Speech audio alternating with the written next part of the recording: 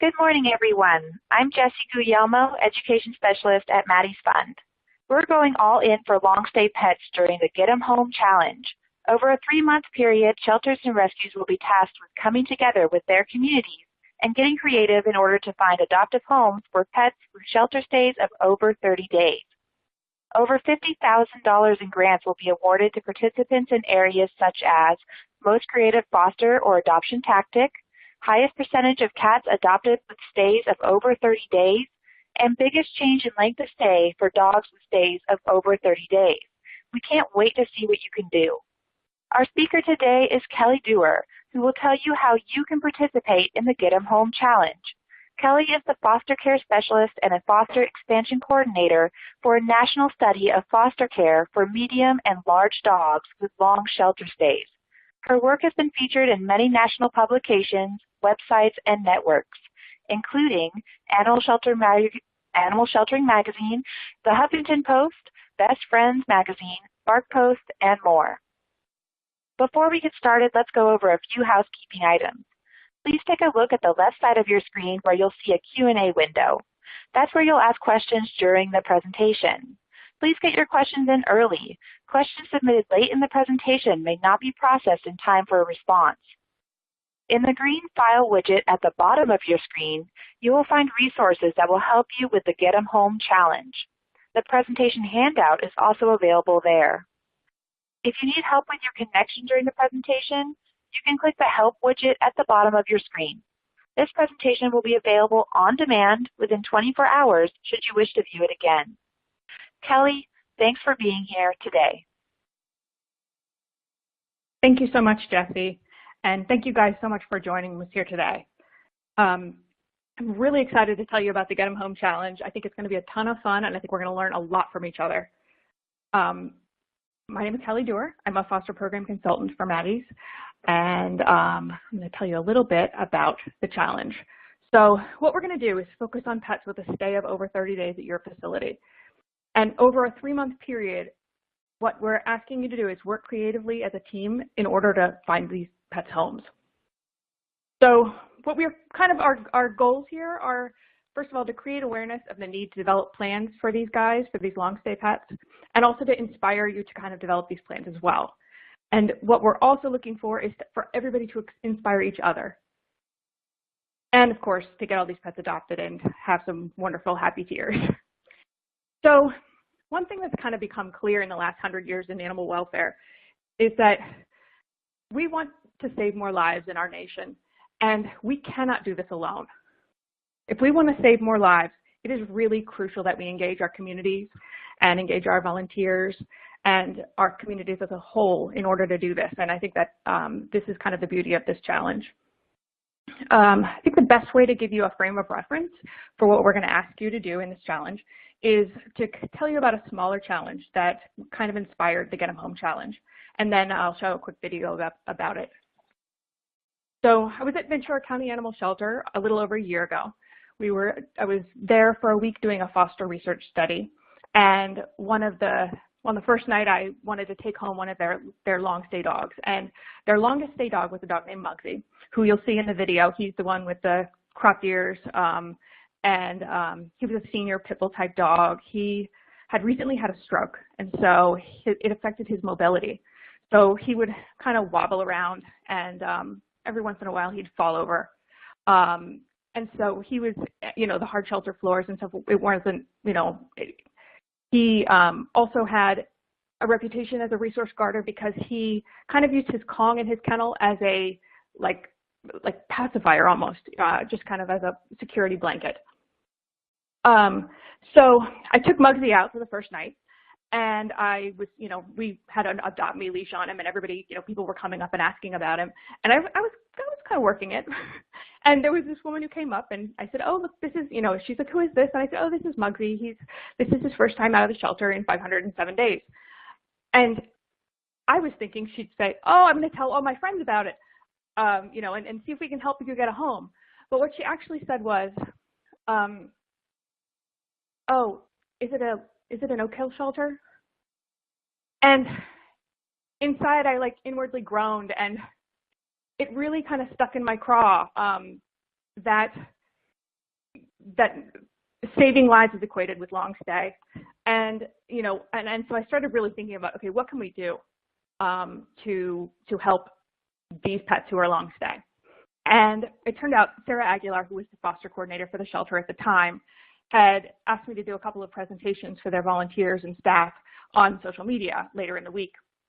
And I got the idea and talked to her about it. And I said, why don't we take your 20 longest stay dogs, put them on a list, and challenge your volunteers and fosters to work and staff to work together to find homes for these guys. And we'll like have some like little prizes and stuff, and it'll be fun. We'll just see, you know, we'll see what happens. And she loved the idea. And what happened after that was the most amazing thing I've seen in a long time. They took the gauntlet and ran with it. It was beautiful. So they did join together. They marketed these guys amazingly. I was able to see it from their volunteer and foster page and just kind of see it in real time, which was just incredible. 2 months later, half the dogs were adopted or transferred to rescue. And the shelter still has some long stay dogs, but they don't stay as long as they used to. And the shelter has a plan for these dogs now. It was so successful that the shelter ended up keeping it going. So every 2 months or so, they you know, drop a new list of dogs and they work on them. In 2007, their average length of stay for long stay dogs decreased 44% by about 85 days. That's a huge difference. Their population of long stay dogs who had 30 days or more in the shelter, was cut in half.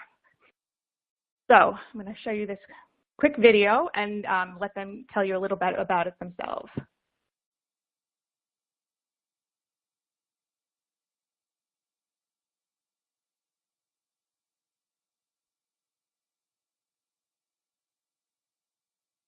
We were struggling with a lot of large dogs that were there for a long time. And we looked at the top 20 longest stay dogs. And of those dogs, the top 20, their average length of stay was 309 days.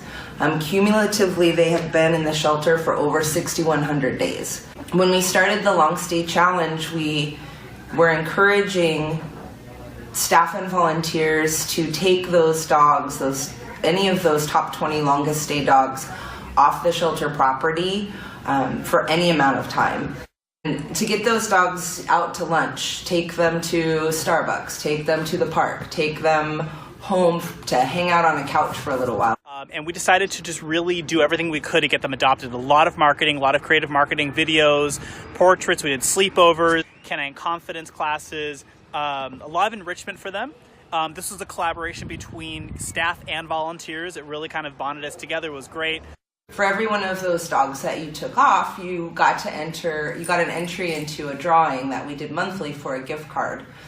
One of the other things that we did is we took the pictures that the staff and volunteers were getting of these dogs on a couch or at the beach, and we started posting them on like an A-frame sign in our lobby with just one little line about, this is Daisy and she loves to look at herself in the mirror, or this is Duke and he loves the beach. Just one little line to bring some extra attention to them, and we wouldn't tell people these are our longest residents. So as the public was walking in, they would just see these cute pictures of dogs being dogs and not just sitting in a kennel. And they would start asking questions about them. When you have dogs in a shelter for a long time, they kind of become fixtures to your staff. Your staff kind of disengages with them. And by doing this challenge, we really brought a lot more personality back to these dogs. They started having these positive outcomes from the shelter, and it got people re-engaged with them, knowing this dog doesn't have to be here that long. When we first started looking at it, we had 2 dogs that had been in the shelter for over 500 days. And when we looked 6-7 months later, we didn't have any dogs that had been there over 500 days.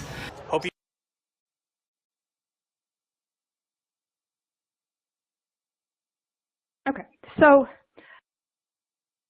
what you want, the first thing that we're suggesting that you guys do is to gather your team. So consider getting a team together of your most creative staff and volunteers to make your plan of action. If you need people, say you need somebody who needs help, who helps with graphic design, or somebody who can do great videos, post on social media, ask for help from your community. You will find it. Another idea is to host a social media training for your volunteers. It doesn't have to fall on your staff. Most shelters with volunteer programs have one or two volunteers that excel at marketing, and you can always ask them to teach it. But bring them together. So teach them how to write a great bio, like show them examples of some great posts that have gotten pets adopted, tell them about apps that they can use to make better videos or graphics or improve photos, that kind of thing. And combine the training session with a brainstorming session for your tactics, and also kind of a little pep rally for the Get 'em Home Challenge. Another example of a technique that's really worked for long-stay pets is, on a much smaller scale, is the adult dog foster apprenticeships at Pima Animal Care Center. We have a champion dog project, so we have about a dozen apprentices. They come in, starting on day one, we put them in teams of like 2 or 3 people, and we give them, we have like 10 dogs who are the longest stay dogs, and we let them pick their dog. And so for the next 4 days during their downtime, they work on this. So they go and meet the dog, they get to know the dog, they can take the dog on field trips, they can take the dogs on overnights, and the goal is to create marketing to get them into foster or get them adopted, to help practice that skill of creating those emotional connections between pets and people. During the last session, it was in May, 3 of the dogs were fostered or adopted before the apprentices even left. One of them, the apprentice had stayed in an Airbnb, and she brought the dog for an overnight, and the owner decided to take her into foster. And then another one, a compelling video that they created was posted on Facebook, and somebody came and got the dog like the same day. And I think the last one, I believe it was they met the dog on a field trip. So just by having small teams focus on these dogs can really, really be helpful and really get to know them. As an aside, tomorrow is the last day to apply for upcoming apprenticeships. And there are quite a few foster apprenticeships available. So, long stay pets. These are often the pets that need our help the most. They're the cats who kind of hide in the back of their condo or like get really feisty as the time goes on. Those dogs who are kind of depressed or just have trouble connecting with people in the shelter, or the ones whose behavior declines from day one and they become jumpy, mouthy, and reactive, and potential adopters are turned off by the behavior, which kind of creates a downward cycle. The longer pets in the shelter, the more the stress builds. So shelter stress makes it really hard for them to show the people who they are. And this really affects adoption marketing as well. So when you focus on these pets, let your community, let your volunteers, everybody, let them know who these pets are and who you are working with so that they can help.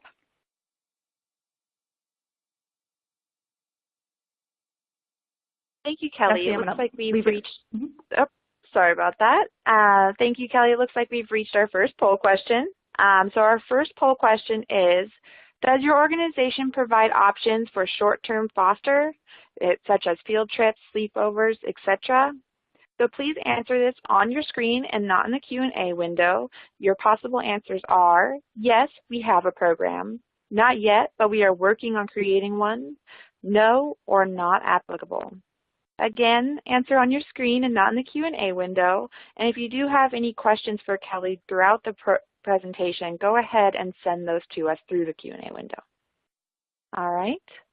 I'm going to go ahead and go to our answer slide. And it looks like we have our answers, Kelly. What do you think? Oh, wow, this is great.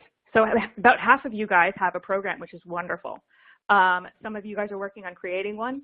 Definitely think about those apprenticeships. Those who don't, please, keep your mind open, and I'll tell you a little about why those are really helpful in a minute. But first, we have one more poll question.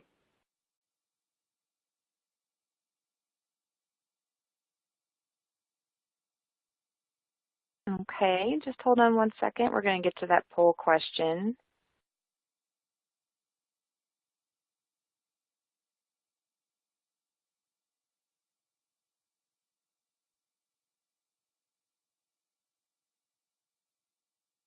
Okay. Is this the poll question you would like, Kelly? It is on slide 11. It keeps skipping it. Okay. Hold on. We apologize for the inconvenience. All right. Here's slide 11, Kelly. It's our answers from the previous poll question. Oh, right. I'm sorry. Okay. So, it's okay. if you're like many organizations, your longest stay pets can be the ones that you know the least about, because some of them kind of fly below the radar. They're the ones that kind of don't stand out, or maybe they have a medical or behavioral need or need to be adopted by an only pet, which kind of reduces the number of people who can adopt. But often the only information that you have about them is information on how they behave inside the facility, which can be really tough when you're trying to make emotional connections with potential adopters. It can be really difficult to market pets from inside the shelter for a whole bunch of reasons. So you have limited backgrounds, like you have like your training room, maybe your outdoor pen, and maybe a play yard. And shelter stress makes it really tough to get those great photos and videos where a pet's looking relaxed and they're like really able to show you who they are. Stress kind of limits a pet's behavioral repertoire. So you're just seeing like one sliver of really who they are in a lot of cases. And it really can be tough to get to know their strengths and quirks and those things that can really be the key to making their emotional connection with adopters. This is where short-term foster really, really can be useful. Field trips, sleepovers, foster care for a week or two, or a month. So like an analogy might be to say like a pet's personality is kind of like a rainbow. Think about your own dog or cat. They have all these aspects of their personality that you could, if you had to market them for some reason, you would be able to make that emotional connection easily because you know them so well. But in shelters, with the limited behavioral repertoire, it's like trying to use that whole rainbow, to kind of color that whole rainbow, but all you've got is a blue crayon. It's not limited to dogs. Short-term foster for cats is also possible, and it's being done really successfully in a lot of shelters. So I just want to make sure that you know that this is not limited to dogs. Foster care, a lot of shelters are doing foster care breaks for 2 to 4 weeks in order for cats to, get out of the shelter and show them who they really are. And, also take a break from the stress and to get some good photos and videos and information on their personalities. And then there are also places like Fredericksburg SPCA that has a field trip program, and they are taking cats out too. They take cats who kind of like adventure in those cat backpacks, which I think is just the coolest thing ever. So more information on short-term foster, there in the resources part, there are some foster webcasts we did that have more information, and also the apprenticeships. This is Jake, and I'm going to tell his story because I love the pictures because it just really shows the difference between shelter and foster. But also my favorite thing ever was his foster, Stephanie, she's a foster for my local shelter, and she has a webpage where she markets these hard to adopt seniors and special needs cats. And it's her Facebook page. She's been doing it for years. She's gotten dozens of them adopted just by posting them every day. It's called Nova Cats. And so her post was entitled "From Hannibal to Adorable," which just kills me. So shelter stress made Jake really defensive and fractious, and it really made it impossible to tell what his personality was like in the shelter or if he was even really adoptable. So Stephanie decided she was going to take him home for several weeks and just kind of get to know him and see, what happened. So the picture on the left is him in the feral box, and they taped it all up when she was taking it out, so taking him home so that he wouldn't like pop out in the car or something. And she says, "I put it on the bed, cut the tape, and slowly opened the box and backed away fast as you would a lit firecracker. The moment he walked out of the carrier into her home, he took 3 steps and plopped down on his back purring." And the picture on the right is the cat you see in foster. So there wasn't any cat whispering. There wasn't any like excessive, behavioral rehabilitation. He just got out of the shelter and he was a totally different cat. And he was adopted very quickly after that information was learned. Going back to Muggsy, one of the reasons that short-term foster really works is because people get attached to these animals when they take them out for an hour or overnight or for a week. with Muggsy, I had taken for a night. The shelter is in California. I live in Virginia. So after after the week was over, I had to go back home, but he was still there. And of course, you have a dog who has had a stroke and who's older. And I was worried, and I continued to advocate for him even afterward. And this happens in many cases. And as it turns out, I did some social media, and through that, he found his adopter. So another reason for the short-term foster that why it really works is because the people who get to know them really do become their advocates and help them get adopted.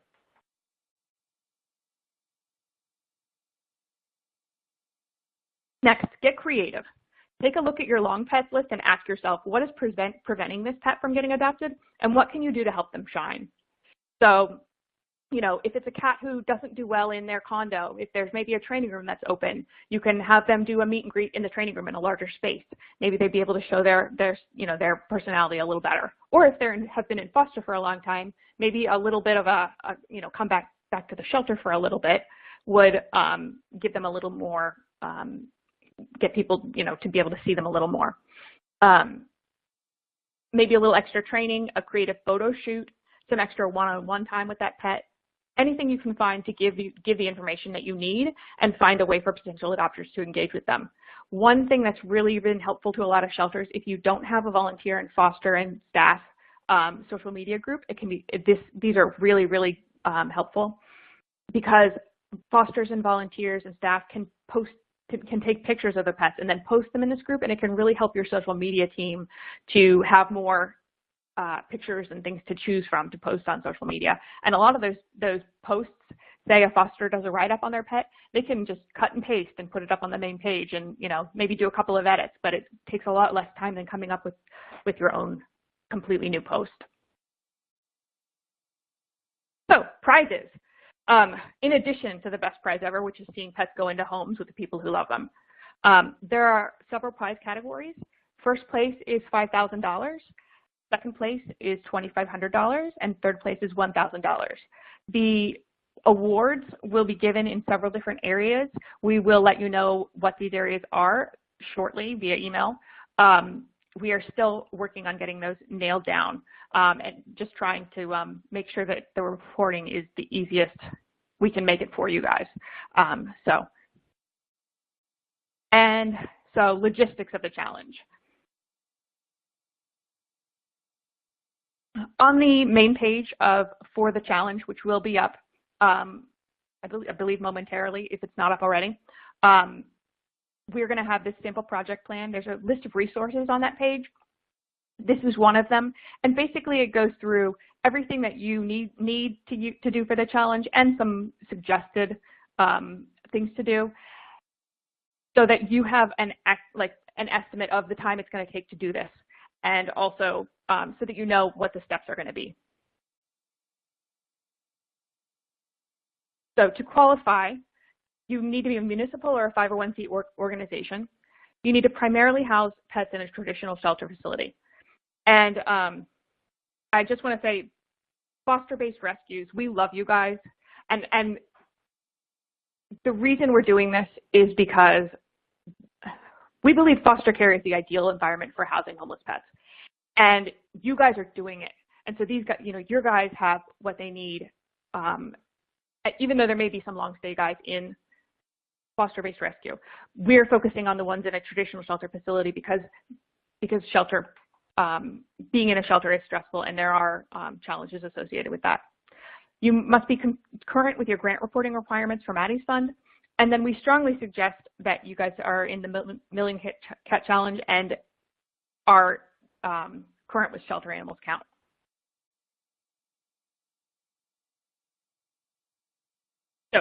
So the challenge timeline. Registration is open from the 21st of August to the 17th of September. The challenge starts on October 1st. On the 8th of October, the challenge starts on October 1st, and you can fill out our first survey from October 1st to October 8th. This survey must be submitted by the 8th at 11:59 Pacific Standard Time. The challenge ends on the 31st of December, And then you'll have between then and the 31st of January to complete your end of challenge survey and submit it. And then in the spring, winners will be announced. So how to register? We don't have the full address up here. The registration form is on the challenge webpage, which is get-home-challenge.htm. So you can use that address, or you can go to our page and search for Get 'em Home Challenge. Registration, again, is open from the 21st to September 17th. So the first survey is going to be available on October 1st through October 8th. We are going to ask you some things like the number of dogs and cats that you're enrolling in the challenge, and then a report on pets that have been in care for 30+ days, and a little bit about your organization.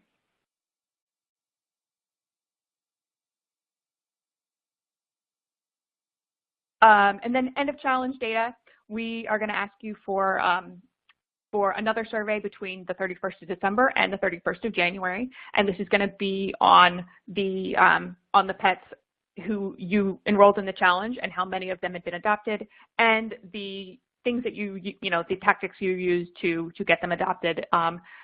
And this must be turned in by the 31st of January in order to qualify.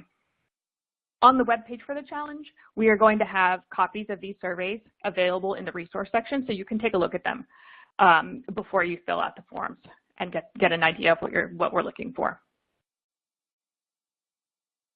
So everybody, a lot of people have different softwares, so I just wanted to put the customer service information for 3 of the biggest software companies up here, just in case you have questions. We are also available for questions.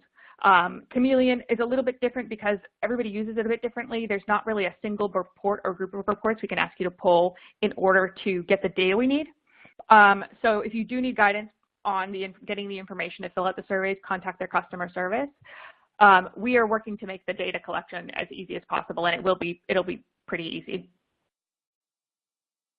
And we have another poll. Thank you, Kelly.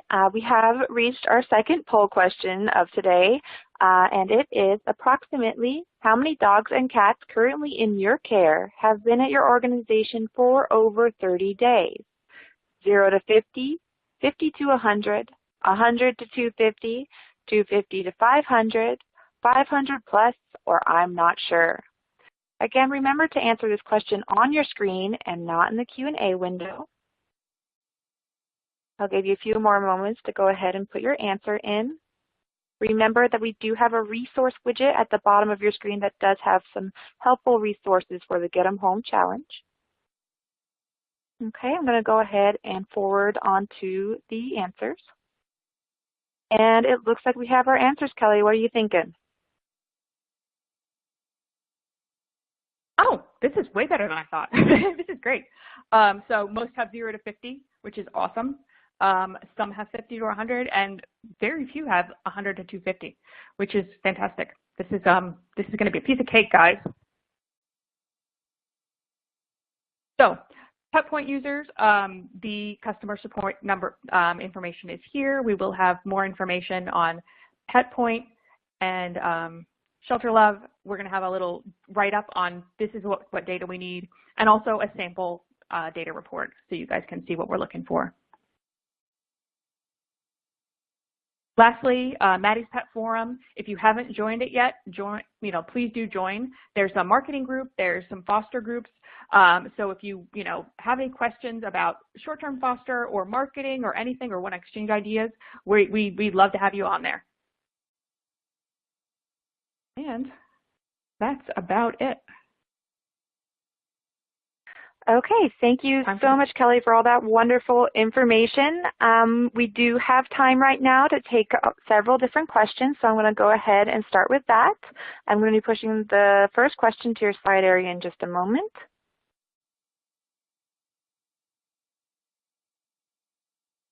All right, so here's our first question. How will small agencies compete with larger agencies? We can only house about 20 dogs and 40 cats at a time. Most of the prizes awards are going to be for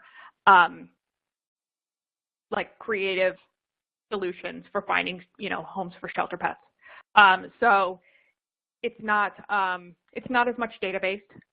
So if you're a small organization, we put a lot of thought into making the playing field even, because there are some shelters that have a whole lot of pets who are long stay, and then shelters who don't, and we want to make sure that because it's about the techniques and it's about learning from each other. And if you have 2 long stay pets and you have a fantastic idea for getting them into homes, we want to know about it, and we want to be able to give prizes for that. Okay, thank you for that information, Kelly. We have our second question. All right, so here's our second question. Our trainers believe our dogs with behavioral issues come back worse when bounced around every night. What do you think?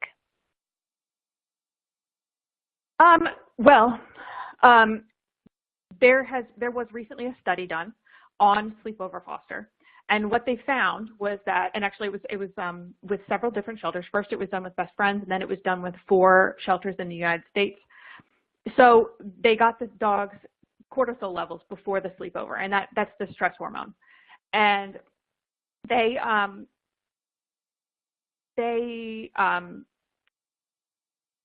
took the stress level, the cortisol level before the sleepover, during the sleepover, and then after the sleepover, because that's something that a lot of people do have questions about. Do they come back worse?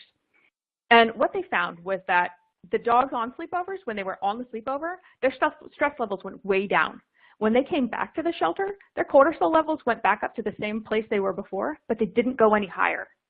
So what this data is suggesting is that these sleepovers do help dogs with stress, but when they come back, they go to the same level, but they don't get more stressed out when they come back. What the researchers said about the data was that they think that probably sleepover foster works like the weekend to our work week.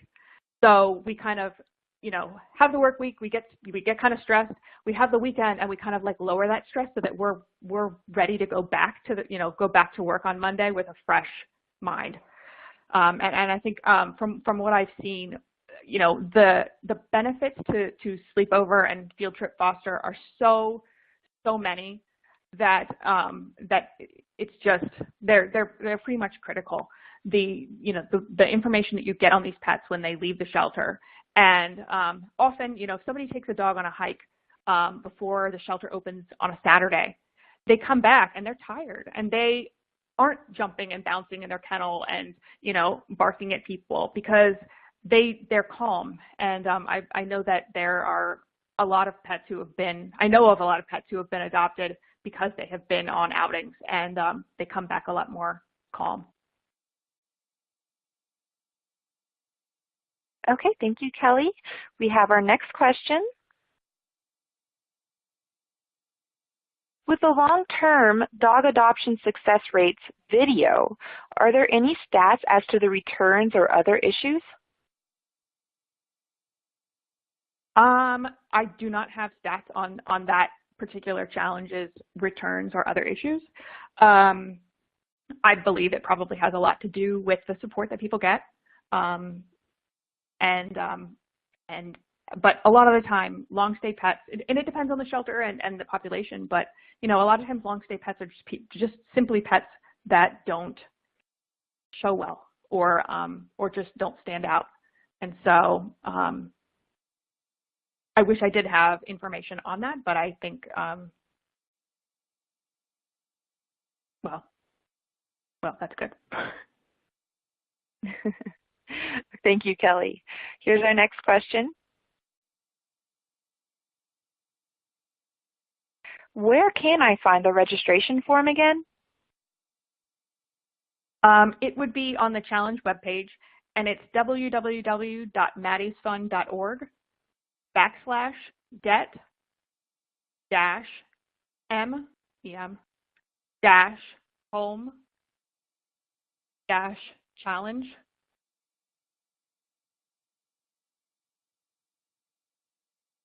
Okay, thank you, Kelly. We have another quick question for you. Can you repeat those dates you were talking about again? Oh, yeah. Let me go back to the date slide.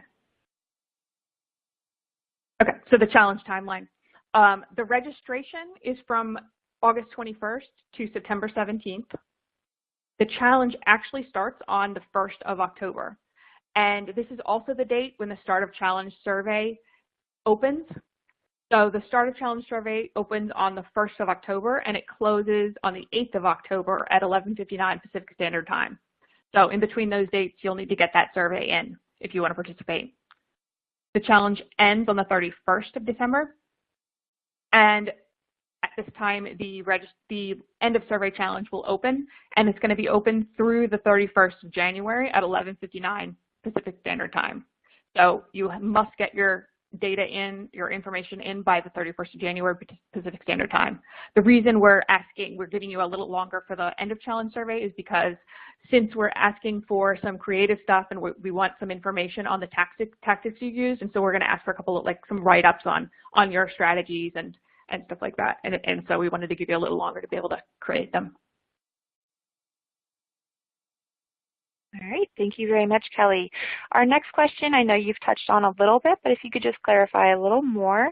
It is in regards to what makes up the winning criteria. For example, whoever has the most animals, adoption during the challenge period, etc.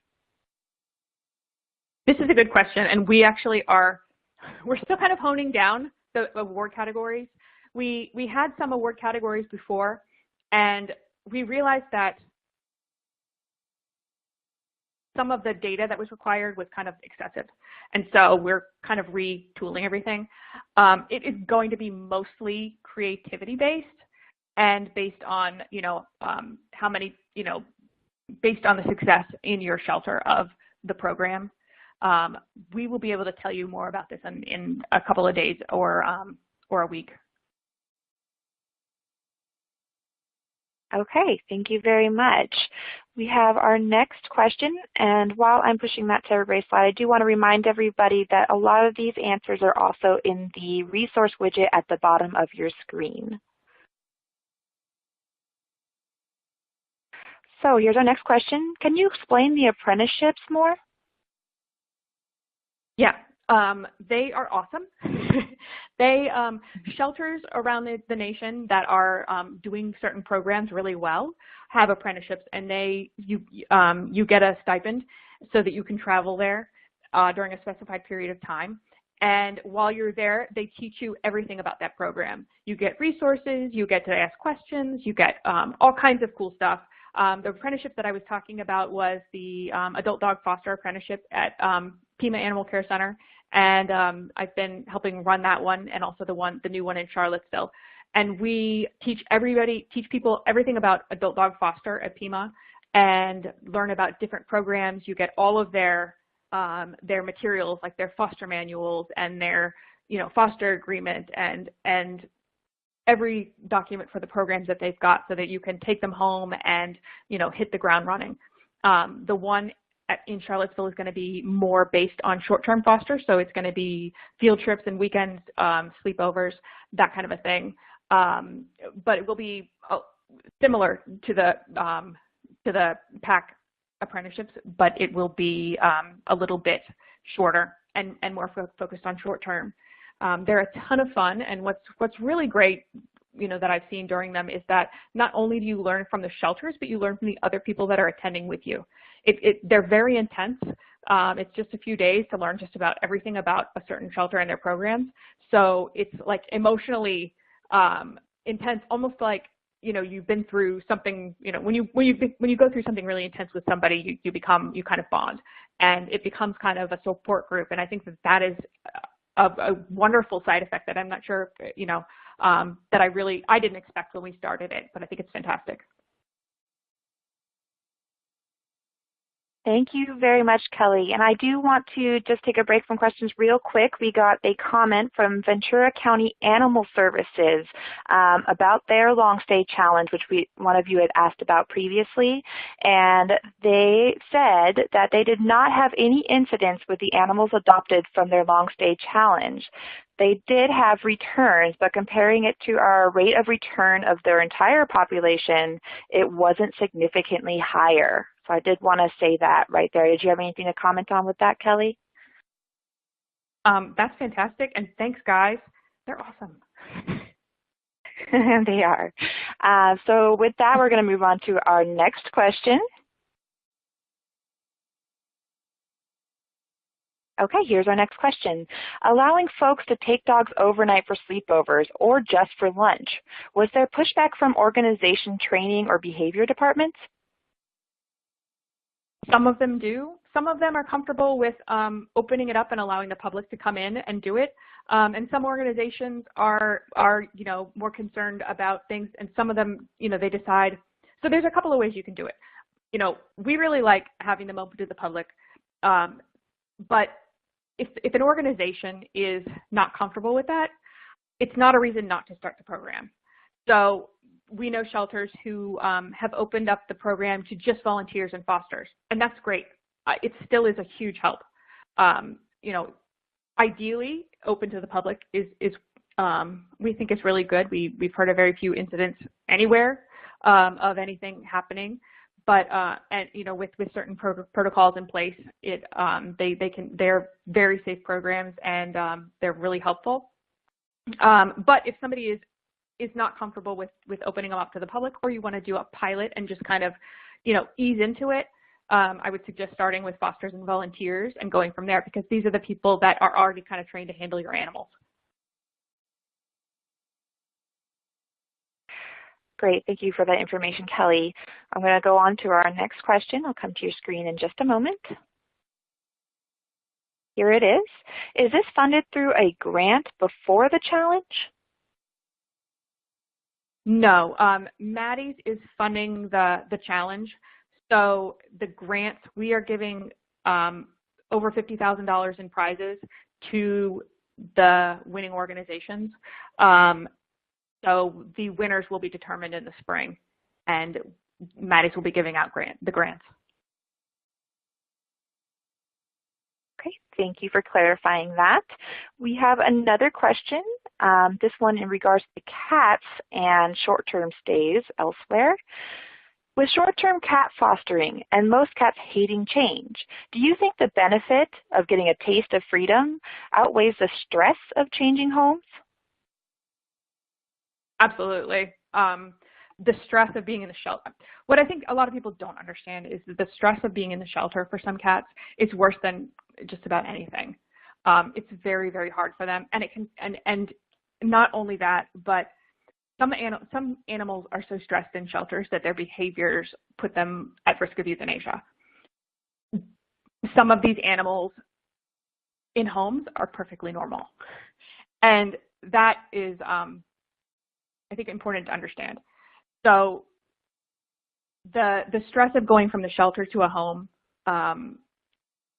generally wears off within a day or a week or so, even for cats.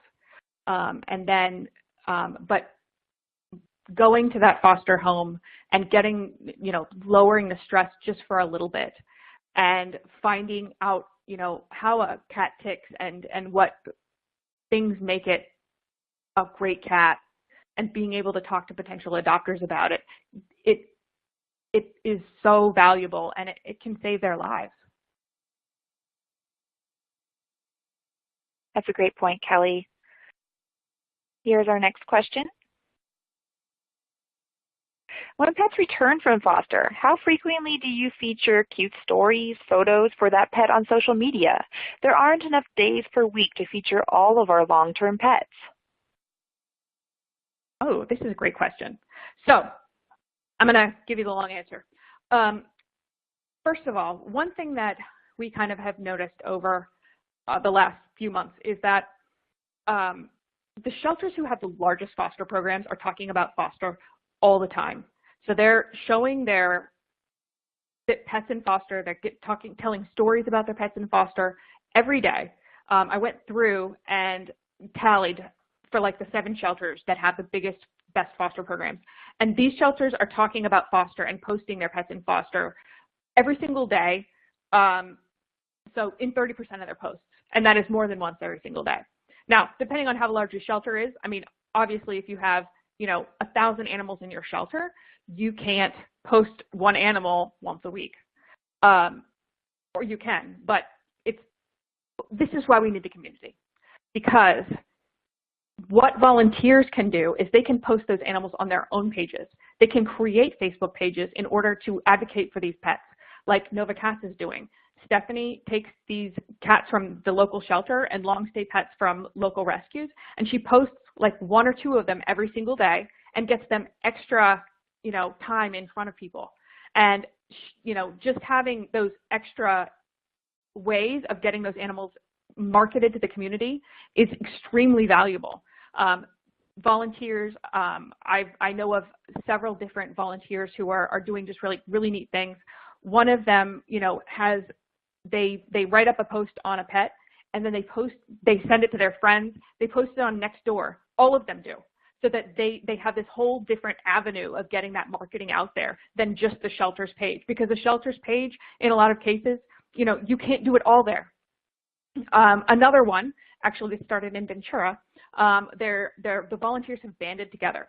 So one person makes, say, a video on a pet. They tag all of the other volunteers, like 30 or 50 people they tag. And then all of the volunteers share that video. They are getting, without using the shelters page, they're getting the same engagement as the shelter is getting on their own main page by putting animals on their own personal pages, which is amazing to me. So there's all kinds of different guerrilla kind of ideas and ways to get these pets marketed that, in addition to using the shelter's main, social media pages. One thing in the resources here, and also on the Challenges webpage, we have a link to the Foster Marketing Guide. And that is a guide. It's a longer guide, but it has all kinds of information on the different ways that fosters can help market their pets. And I really encourage you guys to take a look, because there's some really neat ideas in there, all from fosters who are getting pets adopted and finding potential adopters completely on their own. Thank you, Kelly. Those are some really great ideas to get everybody started. We have our next question for you. Here it is. If we want to partner with our municipal city shelter, is that allowed? So I think I don't see why it wouldn't be. If the pets that you partner with, the pets that you're advocating for would have to be from the municipal city shelter or from a shelter that has a facility. So the pets in the challenge need to be from a facility. But say you're a foster and you want to ask your municipal shelter to do it, and you want to help them, lead the challenge. Absolutely, go ask them, please. Create teams and do things together. If you are a foster-based rescue and you want to work with the municipal shelter, that's a little bit different. The grant would have to go to the municipal shelter, because they're the ones with the facility, and they're the ones that we would need to be promoting in the Get 'em Home Challenge. Okay, thank you, Kelly. Here's your next question. Do you have any suggestions for finding volunteers with the skill set you are describing, a way to ask for that specific help? Yes. Do a post on social media and say, hey, we would like to participate in the Get 'em Home Challenge. Maybe post a couple of pictures of your long stay pets and be like, we really want to get these guys into homes, and we need some great photographers to do it. If you would like to volunteer for us, send 3 of your best photos to X email address, and then you can go through it and take a look at their work and contact them about helping at your shelter or at your facility. We in Fairfax County years ago, there was a creative team, and a lot of the team was formed by asking for help on social media. So the shelter asked for help with graphic design.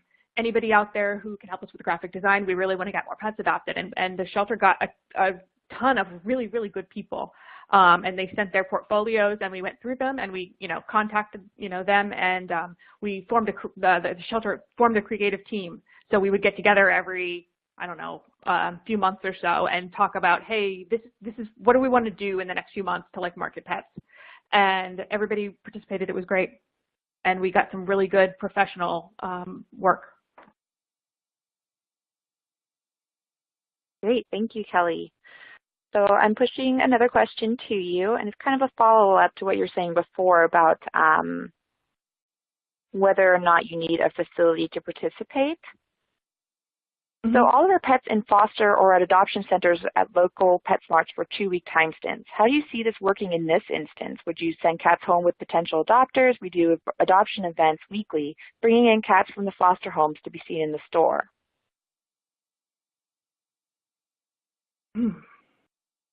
That is a really good question. I believe we might have to huddle on that one. So if you could, my email is at the beginning of this presentation. Let me run back there and I'll post it to the screen. Email me and I will find out the answer to that question.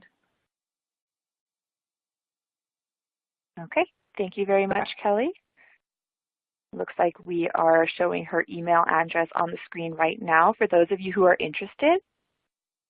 Give that a few more moments so that you can write that down. And then we'll go ahead and move on to our next question. Okay.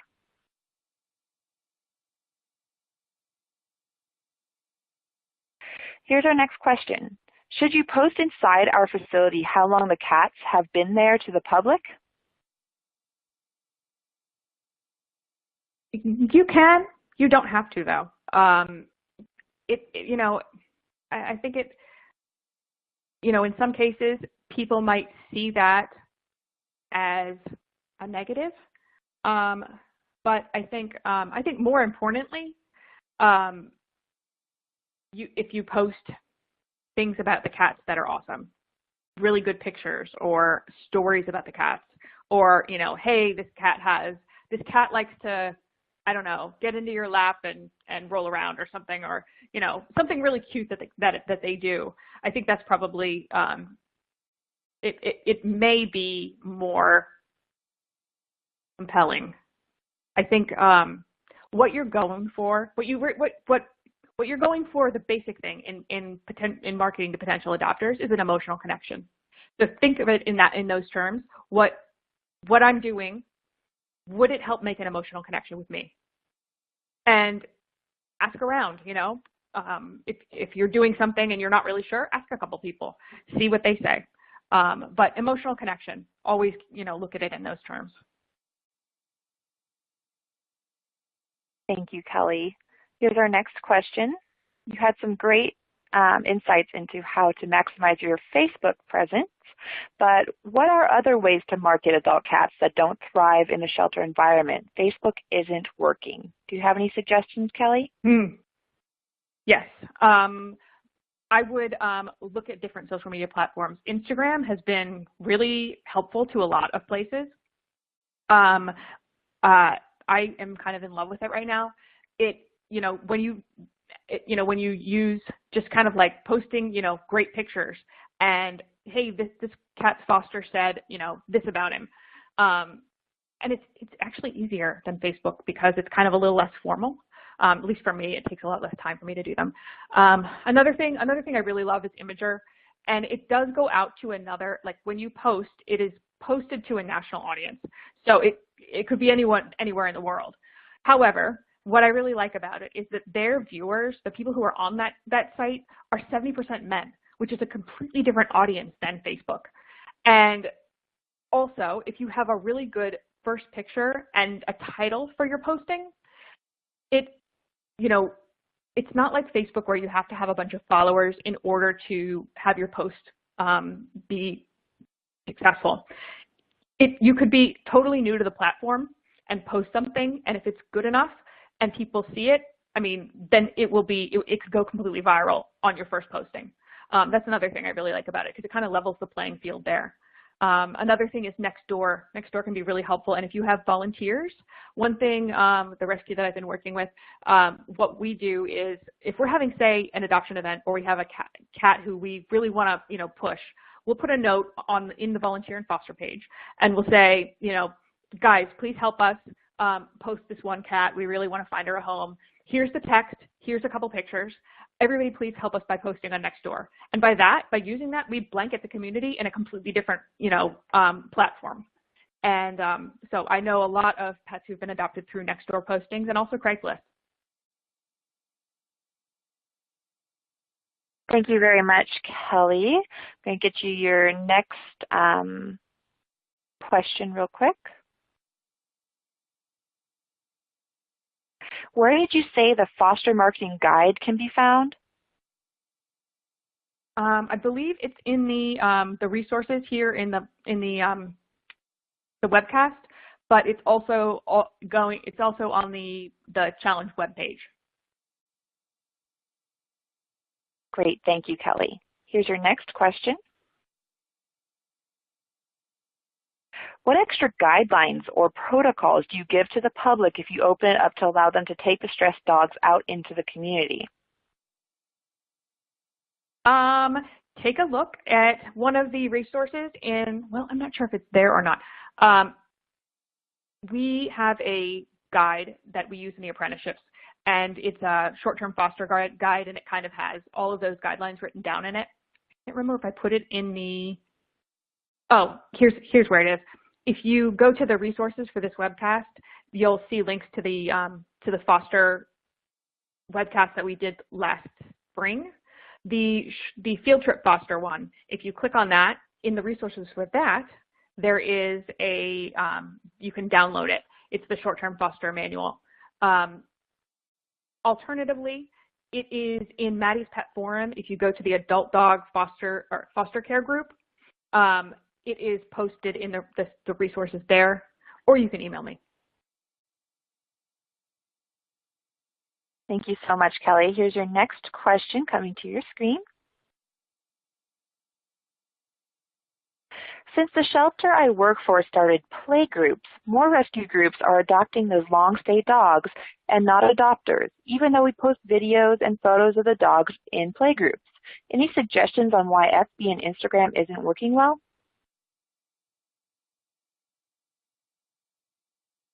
I'm not sure. If you could clarify that. Can you read that again? I'm not really sure I understood the question. Of course. Okay, so since the shelter started play groups, more rescue groups are adopting those long-stay dogs instead of adopters, even when they post videos and photos of the dogs in play groups. Any suggestions on why FB and Instagram isn't working well? You know, I think it's great that they have play groups. That's fantastic, and it's great that, you know, rescues are taking the dogs.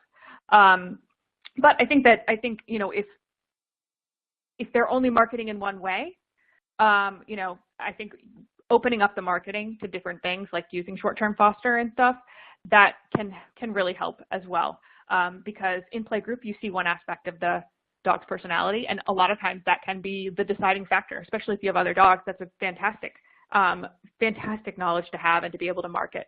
However, seeing how that dog acts when it's hiking, or when it's, you know, at a shopping center, or seeing it, like, you know, huddled up on somebody's couch, is also very emotionally engaging. So I would say, you know, the best thing to do is kind of like differentiate your marketing and do it from every angle you can. Great, thank you, Kelly. The next one's a little bit different, not quite a question, but more a statement. Mm-hmm. This isn't a question, but in regards to posting how long an animal has been with us, we created a graphic that let the public know how many days the animal had been with us, over 60, with a saying, "I wish I may, I wish I might, be in my forever home tonight." It worked really well. Do you have anything to say about that, Kelly?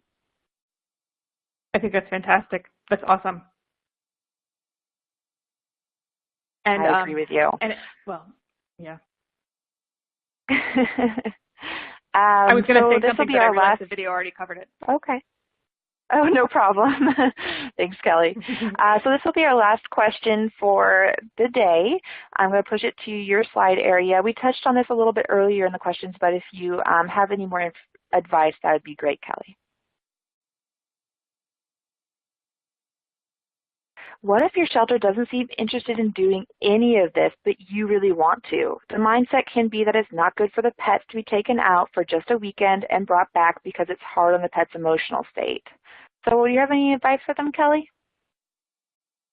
I would definitely take the research to the shelter because I think that's probably what they might need in order to kind of like see the difference. We do have data on field trip programs as well as the sleepover research I was talking about. We did the study I was talking about last year. We got some information on the field trip program at Louisville Metro Animal Services, and their program, we did surveys. We had a survey in the shelter on the dog's behavior, and then the field trip foster did a survey on the dog's behavior while on the trip. And what we found was that dogs were like happier, they were less anxious, they were more calm, they did less barking, they did less repetitive behaviors like spinning in their kennel. All of these behaviors were reduced when they were on field trips. And that kind of data can be pretty compelling to shelters once they, see that, maybe what they think will happen is, and actually see the data on what really happens. I think that's important. Again, the webcasts both go into this data. The webcast on field trips, we talk about the data on this, and in the webcast on sleepovers, we talk about the data on sleepovers.